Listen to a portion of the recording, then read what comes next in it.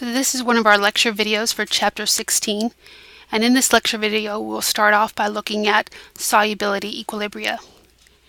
Now all ionic compounds dissolve in water to some degree. However, many compounds have such low solubility in water that we classify them as insoluble.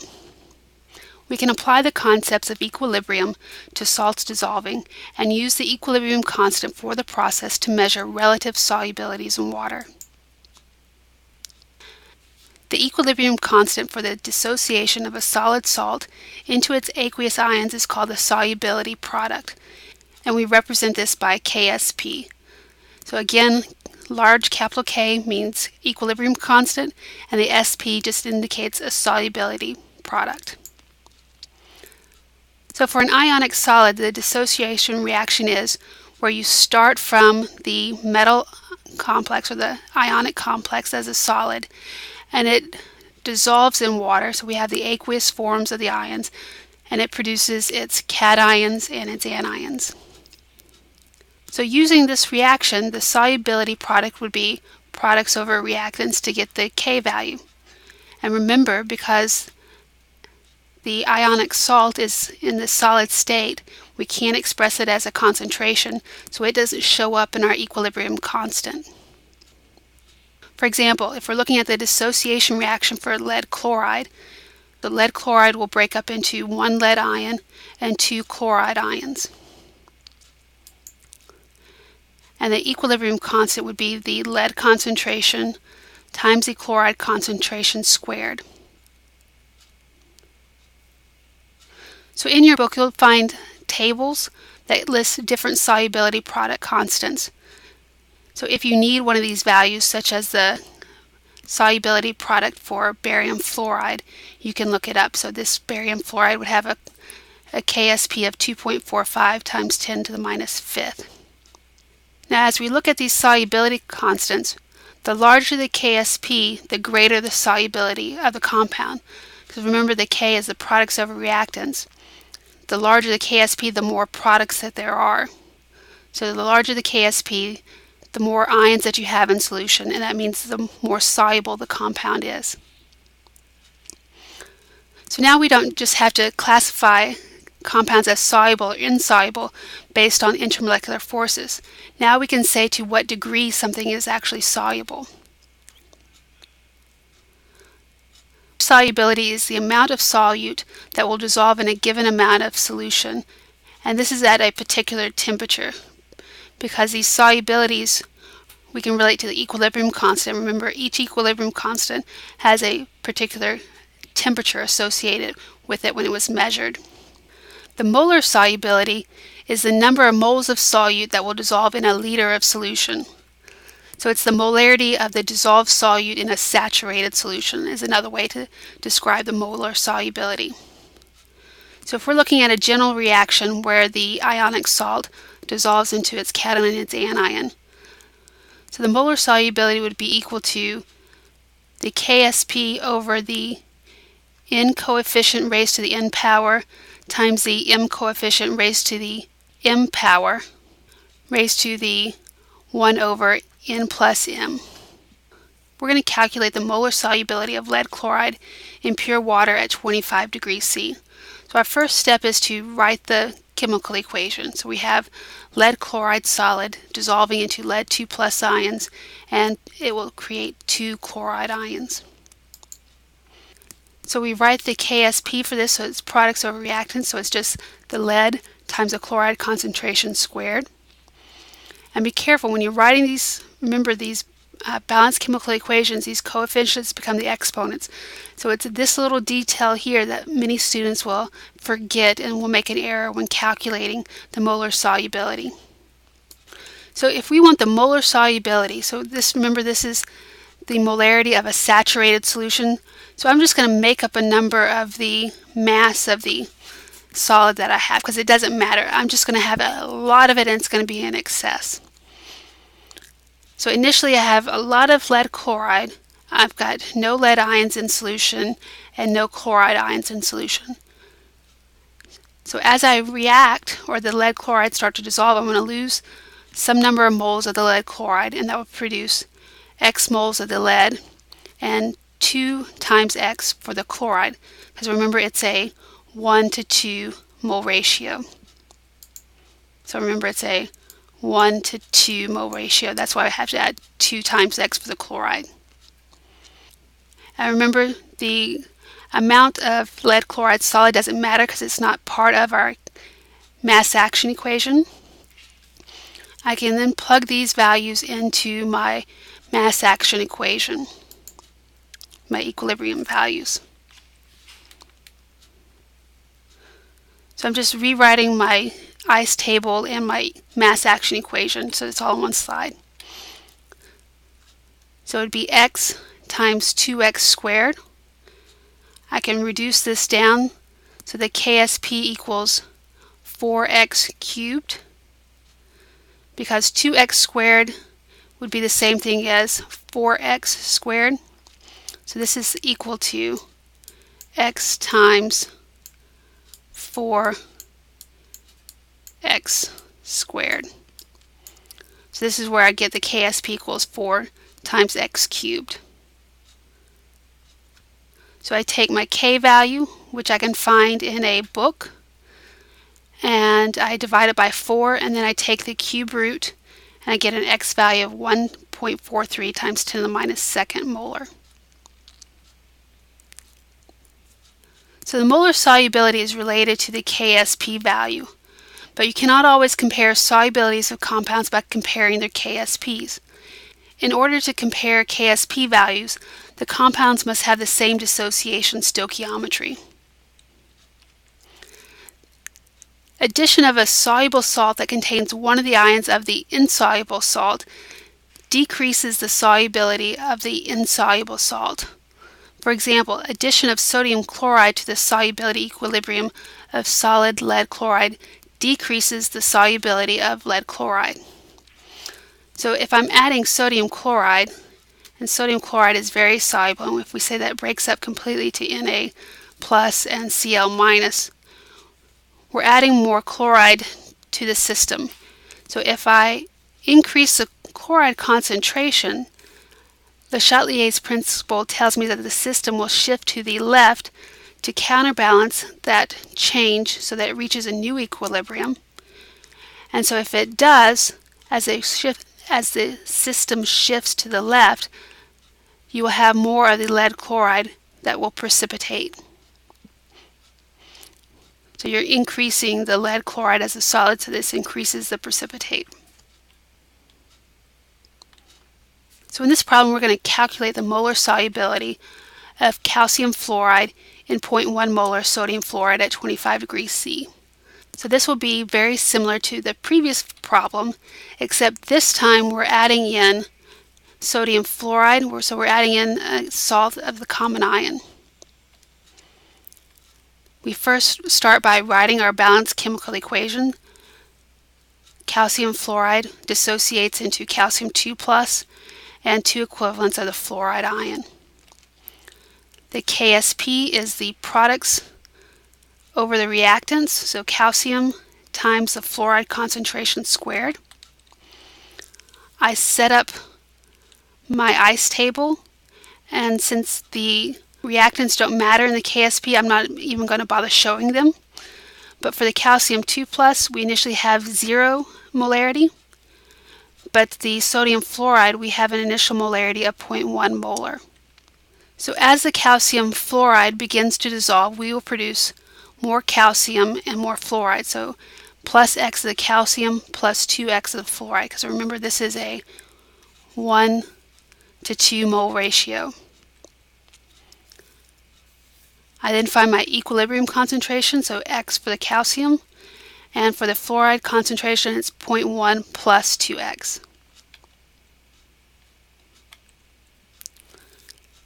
I can then plug in my equilibrium values into my mass action equation, and I get X times 0.1 plus 2X, and all that is squared, equals 1.46 times 10 to the minus 10th. And remember, this KSP came from a table in your book, so you have to look up that KSP value. Now this KSP, this 10 raised to the minus 10th, that tells me that KSP value is very small. So you're going to have very limited solubility of the calcium fluoride in water. So very little is going to dissociate and break up and be solvated by the water molecules. So because of this small KSP, I'm going to say that the plus 2x is going to be negligible. So I'm going to do an approximation.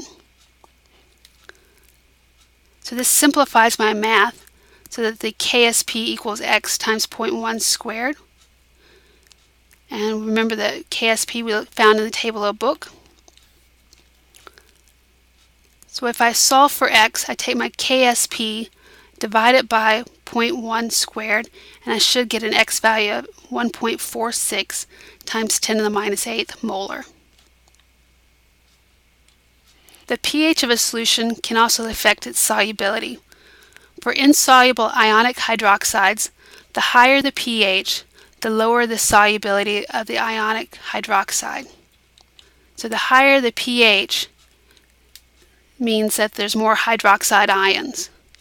So an increase in the hydroxide ions, so you have an increase in concentration, should push the equilibrium to the left. And if it pushes it to the left, you get more solid, so you get more precipitate. So that means it's less soluble. So for insoluble ionic hydroxides, the higher the pH, the lower the solubility of the ionic hydroxide. And the converse, at the lower pH, the higher the solubility. And remember, higher pH means increased hydroxide ion concentration. For insoluble ionic compounds that contain anions of weak acids, the lower the pH, the higher the solubility. So for example here, we have a carbonate salt, so a metal carbonate, and when it dissolves it gives its metal cation and its carbonate ion.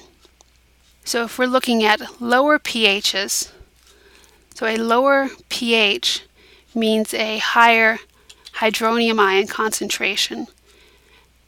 So if we increase the hydronium ion concentration, this should push the equilibrium to the right. So as the reaction is shifted to the right, the concentration of the carbonate ions actually goes down. So if the carbonate concentration goes down, it'll go down in this system as well. So this causes this reaction to shift to the right to have more of the metal carbonate dissolve. So if more of it dissolves, you have a higher solubility. So we've talked about saturated solutions and finding the molar solubility, but we can also use these calculations to manipulate the system so that we can precipitate certain ions. And precipitation will occur when the concentrations of the ions exceed the solubility of the ionic compound. If we can compare the reaction quotient, which is Q, remember that looks very similar to the equilibrium constant. It's the concentration of the products over the reactants raised to their respective exponents. So if we compare the reaction quotient Q for the current solution concentrations to the value of the KSP, so the value at equilibrium, we can determine if the precipitation will occur. If the Q value equals the KSP, the solution is saturated. So it's holding its maximum amount of ions that it can already hold. So it's already at equilibrium, so you're not going to get any precipitation. If Q is less than KSP, the solution is unsaturated. It can hold more ions before things begin to precipitate.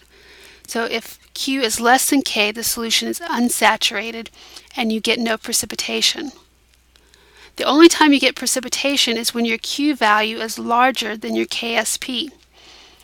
So your reaction has to back up to get back to its equilibrium value. So if Q is larger than KSP, the solution would be above saturation and the salt above saturation will precipitate until that you reach the equilibrium value. Now some solutions have Q values greater than KSP and don't precipitate unless they're disturbed. These are called supersaturated solutions.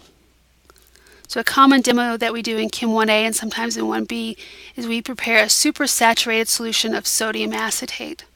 And sometimes if you buy these reusable hand warmers at hardware stores or at camping stores, so they have a supersaturated solution of sodium acetate, and they have a metal disc in there that creates a little seed particle that initiates the precipitation.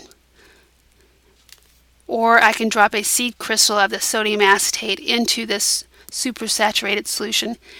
And if I add that seed crystal to this supersaturated solution, it disturbs the system, and the sodium acetate that was in solution will rapidly crash out, and so you get this nice crystals forming as the sodium solid acetate forms. So a supersaturated solution will precipitate if a seed crystal is added. A solution containing several different cations can often be separated by addition of a reagent that will form an insoluble salt with one of the ions but not the others. A successful reagent can precipitate with more than one of the cations as long as their KSP values are significantly different. So in this problem, we'll be looking at what is the minimum hydroxide concentration necessary to just begin to precipitate magnesium from seawater. So precipitating may just occur when the Q value equals KSP. So we're going to set up our Q, so the magnesium times the hydroxide concentration squared, because remember we're looking at the reaction, and that's solid to magnesium 2 plus 2 OH minuses. So this is where I get my mass action equation from. So they want to know the minimum hydroxide concentration to precipitate magnesium 2 plus, and the initial concentration of that magnesium 2 plus is 0.059 molar. So I plug in my 0.059 molar, and that equals my KSP, and the KSP I look up in a table in a book. This is magnesium hydroxide solubility constant, and I'm looking for the hydroxide concentration that will initiate precipitation. So I divide both sides by 0.059, and I take the square root, and I get the hydroxide concentration.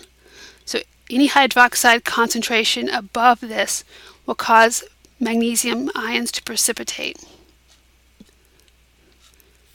Now they want to know what is the magnesium concentration when calcium, and the calcium has a concentration of 0.011, just begins to precipitate from seawater. So we said that magnesium 2 plus begins when the hydroxide concentration equals 1.9 times 10 to the minus 6 molar. So this is information from the previous slide. Now we're setting up our mass action equation for calcium. So for our reaction is calcium hydroxide going to form calcium 2 plus and 2 hydroxides. The right hand side we're aqueous, and on the left hand side we're solid.